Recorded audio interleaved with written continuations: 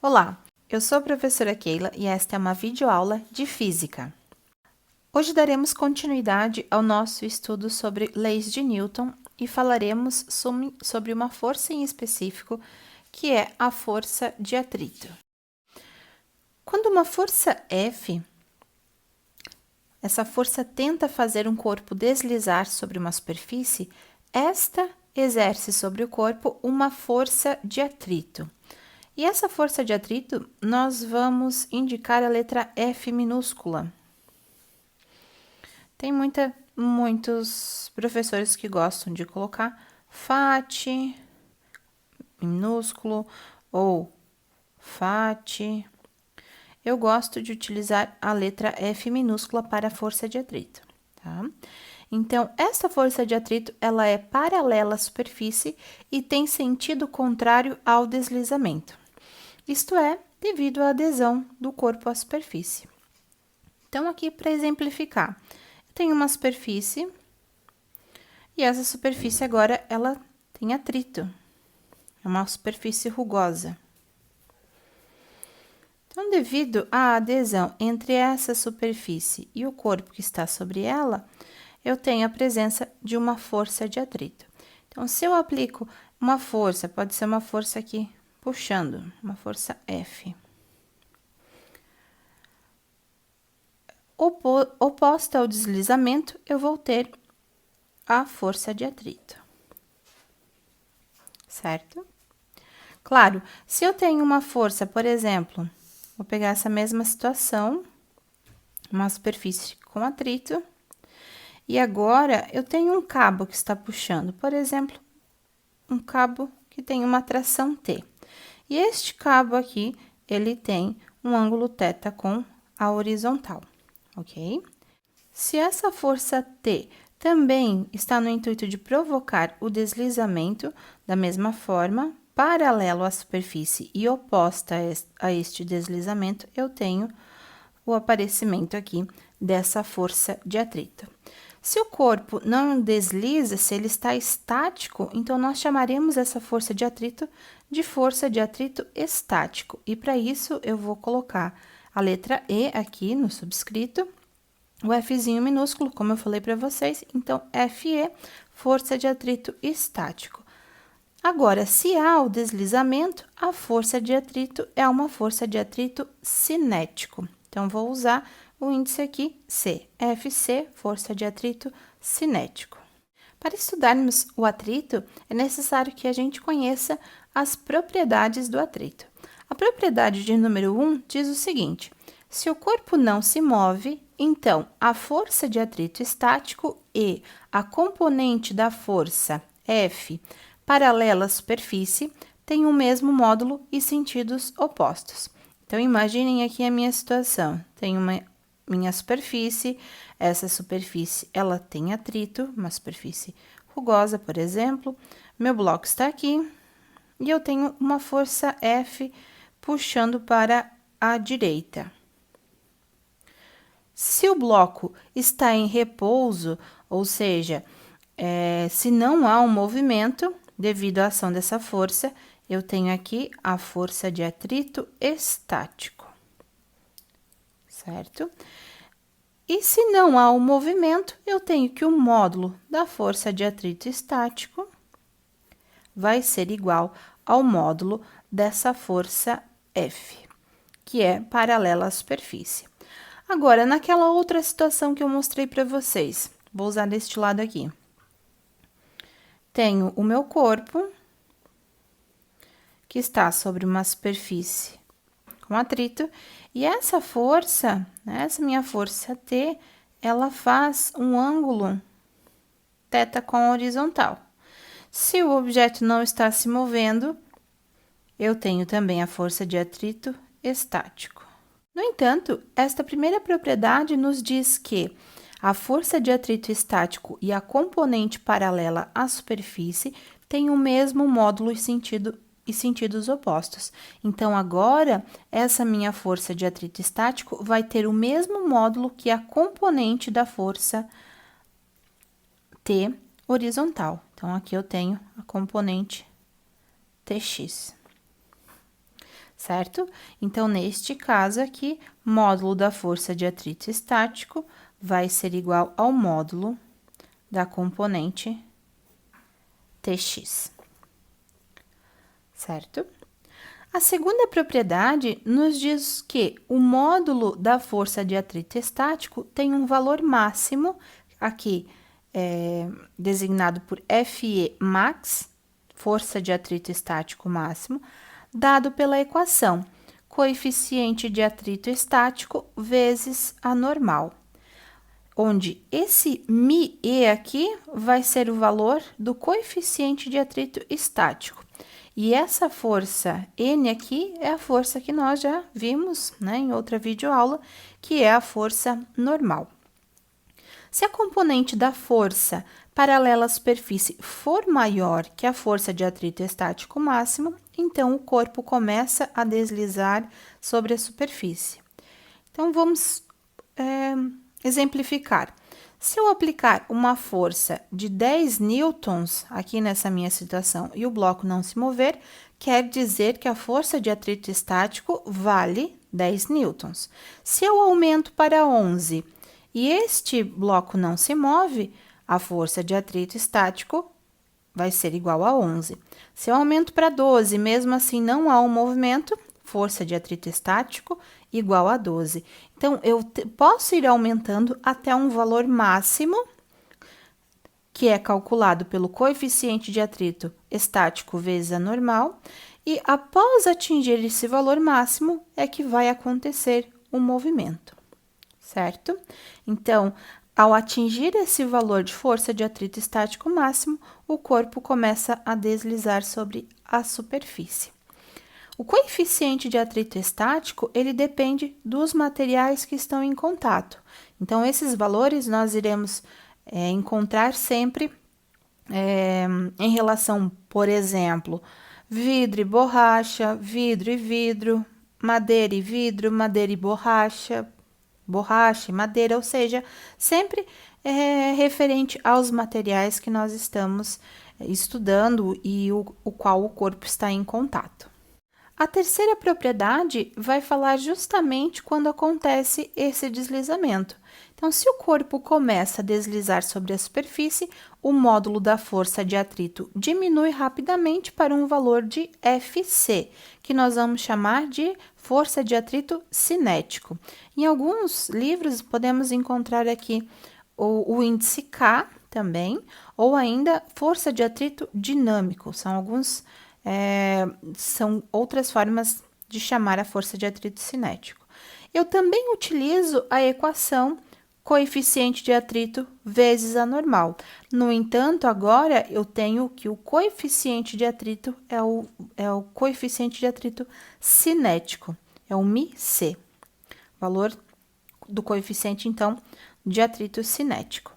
Este valor do coeficiente de atrito cinético, ele vai ser menor que o coeficiente de atrito estático. Então, eu até posso escrever aqui.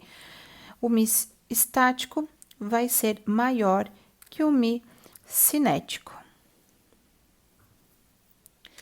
E estes valores, eles compreendem valores de 0 até 1. Se eu tenho um coeficiente de atrito tanto estático quanto cinético igual a 0, é como se eu não tivesse atrito, se eu trabalhasse com uma superfície sem atrito. E se eu tenho um coeficiente de atrito muito próximo a 1, quer dizer, então, que esta superfície ela está muito aderida, eu tenho muito atrito envolvendo esta situação, ok? Para exemplificar, eu trouxe esse exercício que diz o seguinte: uma caixa de 68 kg é puxada pelo chão por uma corda que faz um ângulo de 15 graus acima da horizontal. Essa é nossa situação. Se o coeficiente de atrito estático, o μ estático, é igual a 0,5, notem, pessoal, que o coeficiente de atrito estático ele é um valor adimensional. Eu não tenho unidades aqui para o coeficiente. Então, se esse coeficiente é igual a 0,5, qual a tensão mínima necessária para iniciar o movimento da caixa? Isso é o que pede a letra A. A letra B vai nos solicitar: se o coeficiente de atrito cinético, o μc, caiu então para 0,35, qual é a aceleração inicial dessa caixa que está sendo puxada por esta corda? Então, vamos lá à resolução. Como eu sempre falo para os meus alunos, para que a gente entenda o que está acontecendo, é interessante que a gente faça o desenho aqui da situação, tá? Então, eu tenho essa caixa que está sobre uma superfície com atrito, e nela está sendo puxada por uma corda, né? Essa corda aqui, ela faz um ângulo, tá dizendo que é um ângulo de 15 graus acima da horizontal. Então, 15 graus acima da horizontal. Primeira coisa que eu devo fazer, como eu já falei para vocês em outra videoaula, é o diagrama de corpo livre. Desenhando, então, este diagrama, vou fazer aqui. Eu preciso colocar o meu referencial, meu X e meu Y. Então, vejam, lembrem sempre que eu coloco o sentido positivo no sentido do movimento ou na tendência do movimento.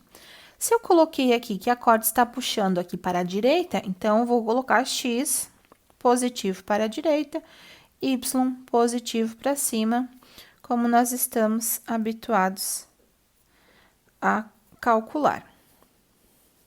E a origem aproximadamente aqui no centro de massa. Vamos colocar aqui quais são as forças que estão atuando. Força-peso, sempre apontando para o centro da Terra. Ainda tenho força normal, sempre perpendicular à superfície. Eu tenho uma videoaula falando especificamente sobre essa força normal. E eu tenho ainda a força de tração, que é a força que a corda está exercendo sobre a caixa, que ela faz um ângulo de 15 graus. Claro, né, pessoal? Aqui no meu desenho, esse ângulo está bem maior que 15 graus, mas eu peço que vocês desconsiderem isso. Lembrando que eu devo fazer aqui a decomposição dessa força de tração, né? Então, eu vou ter componentes em X, tração em X, e vou ter uma componente que vai se somar aqui à força normal, que é a tração em Y. Certo? Então, aqui estão as nossas forças representadas neste diagrama. Nosso primeiro passo quando temos que resolver um exercício de aplicação de leis de Newton. O segundo passo, eu vou colocar aqui, número 1. O segundo passo, então, é fazer o somatório de forças. Somatório de forças, então, no eixo X. Vou começar pelo eixo horizontal. Quais são as forças que eu tenho no eixo X? Eu tenho a tração em X. Outra força que eu esqueci, né? É justamente ao que nós estamos interessados a calcular, é a força de atrito, né? Então, aqui, quando essa caixa ela é puxada nessa superfície que tem o atrito, eu vou ter aqui, oposto ao deslizamento, essa força que eu vou chamar de Fzinho, e a gente já vai discutir se é estático ou cinético, certo? Então, aqui no nosso somatório de forças, eu vou ter tração em X positivo menos a força de atrito. Agora, essa força de atrito é estático ou é cinético? Vou voltar no meu exercício e ver o que está solicitando. Se o coeficiente de atrito estático é 0,5, qual é a tensão mínima necessária para iniciar o movimento da caixa? Então, eu vou fazer o seguinte, eu vou considerar isso daqui como atrito estático, porque a minha caixa ainda está parada, a aceleração aqui igual a 0. E no meu somatório de forças, eu vou considerar que ela está em equilíbrio, ela está parada, porque estamos interessados em conhecer o valor dessa tração máxima, né, que eu posso ter para que a caixa comece a se movimentar. Então, força de atrito estático. Então, também eu posso dizer que nós vamos calcular em relação ao valor máximo, né? Então, força de atrito estático máximo é igual a 0. Tenho como calcular a tração? Não tenho, mas eu posso deixar em função da tração e do ângulo que esse vetor faz com a horizontal. Então, aqui só desenhando meu triângulo retângulo, TX, TY, e aqui está o ângulo de 15 graus, e aqui o T. Então, essa minha equação eu posso substituir, então, T vezes o cosseno de 15 graus, uma vez que TX é o cateto adjacente, né? Se eu usar o cosseno, tem o cosseno de 15, vai ser igual cateto adjacente sobre hipotenusa, né? Então, aqui, módulo da tração, módulo desse TX. Então, por isso que eu coloquei que TX passa a tração multiplicando, né? Módulo da tração vezes o cosseno do ângulo 15, menos o coeficiente de atrito estático. De acordo com a nossa segunda propriedade, o valor máximo aqui para essa força de atrito estático é igual ao coeficiente de atrito estático vezes a força normal. Vou colocar aqui o módulo da força normal. Uma vez que nós estamos interessados aqui no módulo dessa força, também aqui no módulo dessa força. Tudo isso é igual a 0. Vamos lá. Coeficiente de atrito estático eu conheço, cosseno de 15 graus eu conheço, quero calcular a tração, mas eu desconheço a força normal. Para encontrar essa força normal, eu vou fazer o somatório de forças no eixo Y, que é onde está localizada esta força. Antes disso, eu vou chamar essa nossa equação de equação 1. Vou deixar ela guardadinha. Fazendo o somatório de forças em Y, que forças que eu tenho em Y? A força normal, a força da tração e ainda eu tenho a força peso. Essas duas positivas, força peso negativo. Então, eu vou ter módulo de TY, que seria a nossa grandeza escalar, né? Mais o módulo da força normal, menos o módulo da força peso. Tudo isso daqui, eu devo me perguntar, existe movimentação aqui no eixo Y? Não, está em repouso. Então, isso daqui também é igual a 0. Logo, essa normal vai ser igual a força peso, módulo da força peso, menos a tração em Y. Tração em Y também posso deixar em termos de seno e de, do ângulo e do módulo da tração. Se eu usei cosseno para TX, TY vai ser seno. Além disso, eu posso calcular a força-peso multiplicando a massa pelo módulo da aceleração. Então, vai ficar m vezes g menos módulo da tração vezes o seno de 15. Certo? Posso calcular o módulo dessa força normal? Não posso, porque não conheço a tração. Então, vou chamar essa aqui de equação de número 2, e notem que eu tenho duas equações com duas incógnitas. Força de tração, força normal. Força normal, força de tração. Então, eu posso substituir uma equação na outra. Então, o que que eu vou fazer? Vou substituir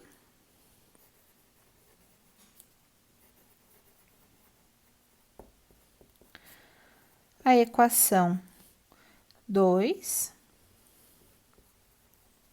na equação 1. Então, onde tem normal, vou colocar essa expressão. O que que vai ficar? Módulo da tração vezes o cosseno de 15 graus, menos coeficiente de atrito estático, que vai multiplicar a força normal. Então, multiplica, vou colocar inclusive aqui um colchetes, multiplica massa vezes o módulo da gravidade,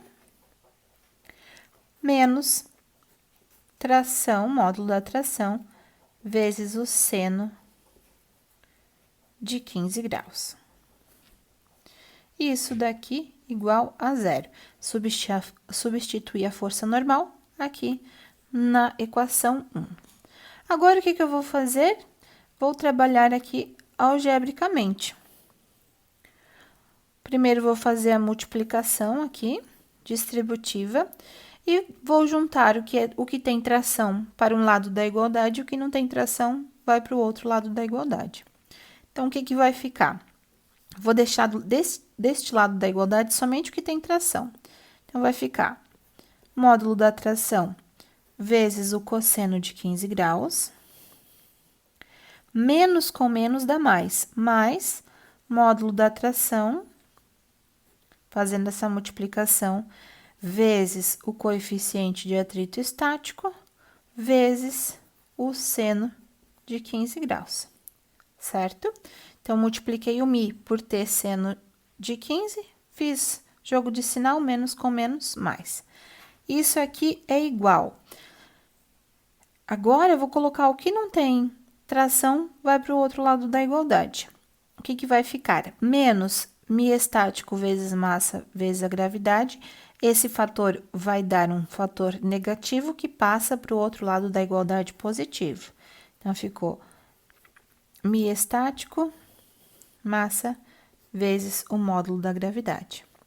Neste ponto, eu já posso substituir os meus valores se eu quiser, porque agora eu conheço cosseno de 15, conheço coeficiente de atrito estático, seno de 15, conheço a massa, conheço o módulo da aceleração da gravidade. No entanto, eu vou manipular essa equação aqui para resolvê-la em função da tração. Como é que eu vou fazer isso? Vocês em casa, se quiserem, já podem substituir o valor, tá? Mas eu vou isolar aqui o t. Colocando o t em evidência,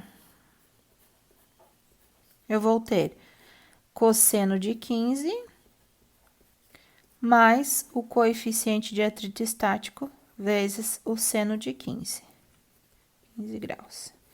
Isso aqui é igual a mi estático, massa, módulo da gravidade. E por fim, isolando, né, o t, nós vamos ter mi estático, massa, gravidade, dividido, aqui é o módulo, né, dividido pelo cosseno de 15, esse fator que está multiplicando a tração, passa dividindo, mais mi estático, seno de 15 graus. Se eu substituo agora os valores, 0,5 vezes a massa da caixa, que é 68, vezes a aceleração da gravidade, vou usar 9,81. Sugiro que vocês coloquem na calculadora cosseno de 15 mais, vão abrir parênteses, né, 0,5 vezes o seno de 15. Coloquem esses valores inteiros para que não haja arredondamentos. Essa tração, então, fazendo as multiplicações e divisões, 304, fazendo o arredondamento aqui, 5. 304,5 newtons é a força de tração mínima necessária para iniciar o movimento da caixa. Somente o fato de termos feito um arredondamento aqui, essa caixa já vai entrar em movimento, porque a força de tração vai ser maior, então, que a força de atrito estático máximo, certo? Então, encontramos aqui a letra A. Isso aqui que nós fizemos, então, foi para a letra A. A letra B pede se, então, quando começou o movimento, né, o atrito cinético entre essas superfícies é 0,35, qual vai ser a aceleração inicial? Então, para a letra B, eu vou fazer aqui deste lado, o nosso diagrama de forças, ele permanece o mesmo, no entanto, eu tenho que minha aceleração é diferente de zero e eu vou ter força de atrito cinético, certo? Então, quando ele inicia, quando eu atingo o valor de 304,5 newtons, a caixa começa a se movimentar, então ela tem uma aceleração inicial, e é isso que nós iremos calcular. Então, vamos lá. Somatório de forças em X. Somatório de forças em X. Eu vou ter Tx menos a força de atrito cinético, né? Nós estamos falando aqui dos módulos. E isso aqui, agora, há um movimento, então, vai ser igual a massa vezes o módulo da aceleração. Então, se eu já quero substituir aqui, eu posso dizer, então, que o módulo da aceleração vai ser igual a tração em X, então, vai ser T vezes o cosseno de 15, o módulo de T vezes o cosseno de 15 graus, menos a força de atrito cinético, que eu calculo sendo μ cinético vezes o módulo da força normal. Deixa eu fazer uma divisão aqui. Tudo isso dividido pela massa do caixote. Da caixa, né? Não é caixote. Notem, eu não tenho força normal, eu desconheço a minha força normal aqui. No entanto, eu posso calcular agora que eu conheço a tração. Então, calculando a força normal pela equação 2, então, eu vou colocar aqui essa nossa equação 3 e calculando módulo de N com a equação 2, o que nós vamos ter? Módulo da força normal vai ser igual. Por que eu estou usando a mesma equação? Nosso diagrama aqui não mudou em nada, né? Eu ainda tenho normal, a componente da tração em Y, força-peso, e como eu não tenho movimentação na vertical, continua sendo igual a zero esse somatório. Então, eu vou ter a mesma equação aqui, a equação que nós chamamos de 2, para essa segunda situação. Então, substituindo, nós vamos ter 68 vezes 9,81, menos a tração que nós calculamos, 304,5, vezes o seno de 15 graus. Dá 588,4. Também fiz um arredondamento, tá, pessoal? Logo, substituindo essa força normal, módulo da força normal, na nossa equação 3, então, substituindo módulo de N na equação 3, nós podemos calcular, então, o módulo da aceleração. O que vai ser? 304,5, tração, vezes o cosseno de 15 graus, menos coeficiente de atrito cinético que o problema deu, 0,35, vezes a força normal, que foi 588,4. Tudo isso dividido por 68.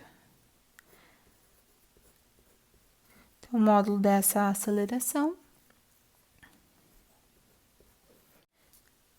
Esta aceleração, então, dá o valor de 1,3. Está tudo no sistema internacional, metros por segundo ao quadrado.